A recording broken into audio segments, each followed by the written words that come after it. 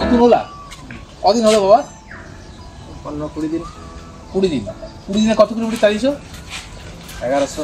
1100? 20 দিনে 1100 কিলোমিটার চালিয়েছো? তো লোকে তো ওলা গাড়ি শুনলেই আমাদের গালাগালি করে, তো তোমার কি মনে হয় এই কদিনে ওলা গাড়ি কেনার পর কেমন মনে হয়েছে? না, মোটামুটি ঠিকঠাক সার্ভিস দিচ্ছে। ঠিকঠাক সার্ভিস দিচ্ছে। আজকে এখানে এসেছিলে কি করতে? ওই ব্রেকের সমস্যা, ব্রেক অ্যাডজাস্ট করতে হয়ে গেছে তো? ব্রেকের আওয়াজ আসছিল, এখন ঠিক আছে? এখন ঠিক আছে। এছাড়া তোমার কোনো এই কদিনে কোনো মানে তুমি কোথাও ওলা গাড়ি নিয়ে কোথাও হ্যারাস হয়েছে এখন? না, এখনো পর্যন্ত সমস্যা হয়। মোটামুটি ভরসা এসছে?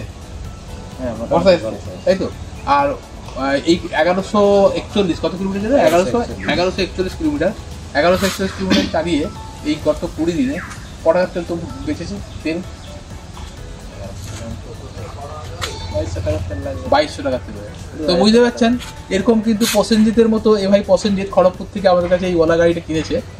তো আগে আমাদের কাছে কী কিনতে এসেছে, মানে কী কিনবে ভাবছিল? ব্যাটারি গাড়ি, ওই নর্মাল স্কুটি, নর্মাল যেগুলো আছে। তারপর আমরা কিন্তু বুঝিয়ে ওনাকে ওলা কিনিয়েছি। তো এখন কি মনে হচ্ছে ঠিক আছে তো? না, ঠিক আছে। হ্যাঁ স্যার, এটা হচ্ছে ওলা S1X 3 কিলোওয়াট। মোটামুটি বলো তো কত রেঞ্জ পাও তুমি? মোটামুটি তোমার যে চালানোর ধরন বা তোমার যে বডি ওয়েট বা রাস্তা, তার উপর তুমি কেমন মাইলেজ পাও?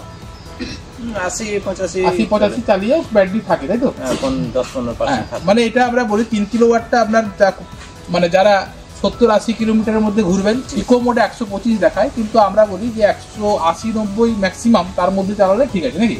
হ্যাঁ। আর যাদের ওর থেকে বেশি রিকোয়ারমেন্ট থাকবে তাহলে 4 কিলোওয়াটটা নেওয়া ভালো। 4 কিলোওয়াট হলে আপনি আরামসে 120 মাইলেজ পাবেন। কোম্পানি কি বলছে বড় কথা নয়, মোটামুটি যেটা প্র্যাকটিক্যাল যেটা দরকার, প্র্যাকটিক্যাল যেটা দেখাচ্ছে না। আর এমনি চালিয়ে স্পিড বা এগুলো কেমন লাগে? স্পিড ঠিক আছে। তোমার তো মোটামুটি পেট্রোল গাড়ির এক্সপিরিয়েন্স আছে, তো এখন বলো তোমার কোনটা বেটার?